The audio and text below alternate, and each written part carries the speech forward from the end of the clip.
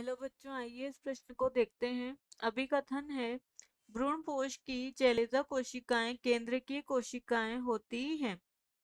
जो भ्रूणपोष की चेलेज़ा कोशिकाएं होती हैं उन्हें केंद्रकीय कोशिकाएं कहते हैं। कारण है ये भ्रूणपोष के लिए पोषक भूमिका निभाती है। विकल्प दे रखे हैं, ए और आर दोनों सत्य है और आर एक की सही व्याख्या है। विकल्प बी है, ए और आर दोनों ही सत्य हैं लेकिन आर एक की सही व्याख्या नहीं है। विकल्प सी दे रखा है, ए सत्य है लेकिन आर असत्य है। विकल्प डी दे रखा है, ए असत्य है लेकिन आर सत्य है। विकल्प ई दे रखा है, ए और आर दोनों ही असत्य हैं। आइए इस प्रश्न की मुख्य अवधारणा को देखते हैं।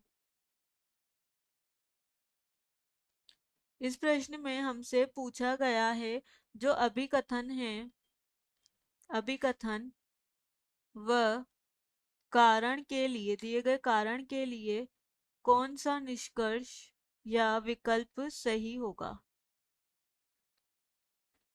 आइए इस प्रश्न का हल देखते हैं।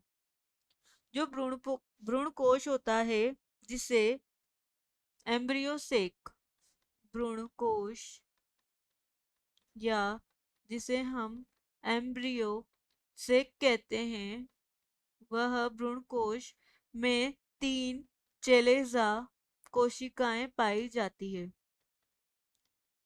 यानी कि ये जो चेलेज़ा कोशिकाएं होती है, चेलेज़र सिरे की, और या हम बात करें निभागीय, या इसे ही चेलेज़र सिरा बोलते हैं, निभागीय सिरे की ओर यह पाई जाती है। इन कोशिकाओं को ही एंटीपोडल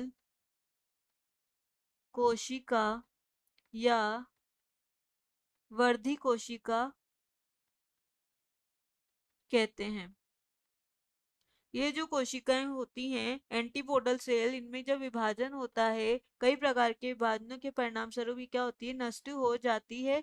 और ये क्या करती है, अपने आसपास की जो अन्य कोशिकाएं होती हैं, जैसे सिनर्जित कोशिका, या जो कोशिकाएं होती हैं ध्रुवीय नाभिकों से यह पोषण प्रदान करती है।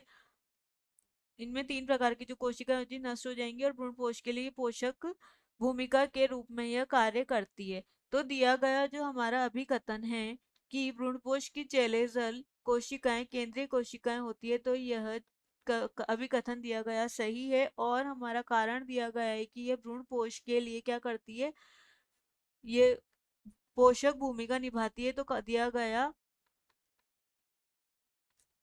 कारण भी हमारा यहाँ सत्य है, क्योंकि ये क्या करती है, पोषण प्रदान करने का कार्य करती है। देखते हैं हमारे विकल्प। विकल्प ए हमारा यहाँ दे रखा है, ए और आर दोनों सत्य है लेकिन आर ए की सही व्याख्या है, तो यहाँ गलत है। विकल्प बी दे रखा है, ए और आर दोनों सत्य है लेकिन जो आर है वह ए की सही व्याख्या नहीं है, तो इस प्रश्न का सही विकल्प है विकल्प बी। अन्य विकल्प यहाँ पर गलत हो जाते हैं। आशा है कि आप इसे अच्छी तरह समझ गए होंगे। धन्यवाद।